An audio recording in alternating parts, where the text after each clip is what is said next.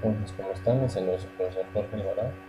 Espero que se encuentren bien y vamos a hablar del tema manual de organización en el curso de organización y métodos. Manual de organización. En el manual de organización se deben de tener estos datos: la identificación, el índice de contenido, el prólogo o introducción o ambos, antecedentes históricos, legislación o base legal, atribuciones, estructura orgánica, organigrama, misión, funciones, descripción de puestos y director. Este es el contenido que debe tener el manual de organización, el cual debe estar estipulado dentro de todo tipo de empresa para que se tenga en cuenta de manera escrita cómo está organizada la empresa. Entonces, para ello se necesita este manual de organización en donde necesita que estén todas estas partes para que esté completo. Identificación. Este manual debe incluir en primer término los siguientes datos. La identificación es lo primero que debe aparecer en el manual de organización. Lo primero debe ser el logotipo de la organización, el nombre de la organización, la denominación y extensión del manual, general o específico, es decir, si se va a nombrar que es un manual general o es un manual específico de un área de organización, y el lugar y fecha de elaboración, es decir, en dónde se elaboró y cuándo fue su elaboración. El número de páginas completa y sustitución de páginas, la actualización de información, es decir, si en algún momento se actualizó alguna página o se actualizó algún dato del manual. Las unidades responsables de su elaboración, revisión y autorización, es decir, los departamentos que hicieron posible ese manual y quien lo elaboró, lo revisó y lo autorizó. Índice contenido. Relacione los capítulos o apartados que constituyen el cuerpo del documento. Por lo general, en el índice contenido está clasificado por capítulos en donde va a estar delimitado qué es lo que contiene el manual de organización. Prólogo, introducción o ambos. El prólogo normalmente es la presentación que hace del manual alguna autoridad de la organización. La introducción es una breve explicación del contenido del documento, como su estructura, propósitos, ámbito de aplicación y la necesidad de mantenerlo vigente.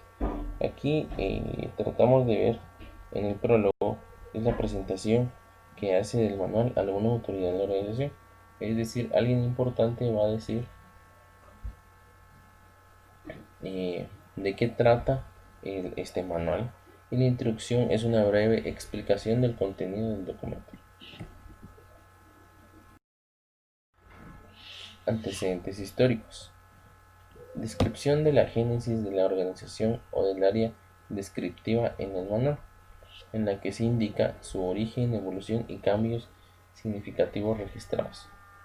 Es decir, en este antecedente histórico es toda la historia de la empresa, desde cómo inició, cuál fue la idea que lo impulsó a seguir hasta el punto donde está, debe estar en el antecedente histórico. Legislación a base legal. Contiene una lista de títulos de los principales ordenamientos jurídicos que toman las actividades de la organización, de los cuales se derivan sus atribuciones o facultades.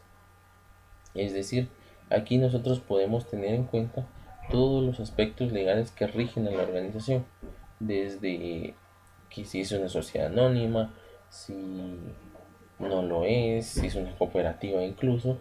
Entonces, pero debe de estar estipulado qué leyes rigen a esta organización. Atribuciones. Transcripción textual y completa del artículo, cláusula, considerando o punto que explica las facultades conferidas a la organización de acuerdo con las disposiciones jurídicas que fundamentan su quehacer. Aquí nos referimos de manera contextual a qué se dedica la empresa, cuál es el fin que tiene y si hay disposiciones jurídicas que fundamentan el por qué está haciendo esto, o por qué está haciendo esto, diciendo entonces cuáles son las atribuciones de esta empresa.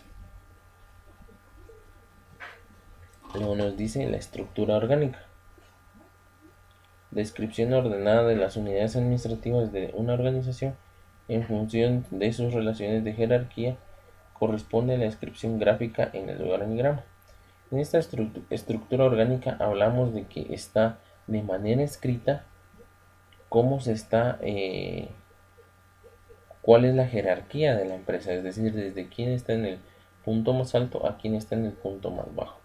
Pero aquí no es de forma gráfica, sino es una forma textual, definiendo de quién es la autoridad y los delegados de diferentes departamentos. El organigrama es la representación gráfica de la estructura orgánica de una organización, la cual muestra qué unidades administrativas la integran y sus respectivas relaciones, niveles jerárquicos, canales formales de comunicación y líneas de autoridad. Es decir, en el organigrama vemos de manera gráfica quién es el que tiene el alto mando, los que lo siguen y por último los subordinados y los operarios. Luego vemos la misión. Es recomendable que el texto de la misión mencione la razón de ser de la organización en términos de propósitos específicos, resultados esperados y compromisos por cumplir. Aquí estamos hablando cuál es el fin que tiene la organización y ver cuáles es la razón de ser que tiene la organización en cuanto a propósitos y resultados que se esperan de esta organización. Funciones. En la especificación de las tareas propias de cada una de las unidades administrativas que forman parte de la estructura orgánica necesarias para cumplir con las atribuciones encomendadas en la organización. Aquí estamos hablando de cuáles son las tareas específicas que se tienen en cada unidad administrativa y cuáles las funciones que debe tener o qué es lo que debe hacer cada una de ellas. Tenemos el directorio, documento en donde constan los nombres, puestos, números telefónicos y correo electrónico de las personas comprendidas en el manual. Aquí vemos entonces cuáles son los contactos de las personas que trabajan dentro de la empresa, desde los puestos de trabajo, los números telefónicos, los correos y quiénes son los que están al mando en determinado departamento. Descripción de puestos. Es la reseña del contenido básico de los puestos que componen cada unidad administrativa, que incluye la información siguiente. Para tener una descripción de puestos necesitamos esta información, que es la identificación del puesto, es decir, el nombre del puesto, relaciones de autoridad. Aquí vemos quién es si tiene algún subordinado en algún momento o si también tiene cuántos jefes tiene, cuáles son sus niveles de autoridad a nivel de jerarquía. Funciones generales específicas, estamos viendo de manera general y específica qué es lo que debería hacer cada persona en su puesto de trabajo. Responsabilidades o deberes, estamos viendo cuáles son las responsabilidades del puesto y los deberes que debe de cumplir. Relaciones de comunicación con otras unidades y puestos, aquí estamos hablando de con qué departamentos tiene comunicación y con qué otros puestos también. Especificaciones del puesto en cuanto a conocimientos, experiencia, iniciativa y personalidad. Aquí estamos hablando cuáles son los requerimientos mínimos que se necesitan para poder aplicar al puesto o poder estar en el puesto. Cuáles son los conocimientos mínimos, la experiencia que debe tener, la iniciativa y la personalidad que podría tener para que tenga habilidad en este puesto. Les agradezco mucho su atención, espero que hayan comprendido este tema y espero que se encuentren bien. Muchas gracias.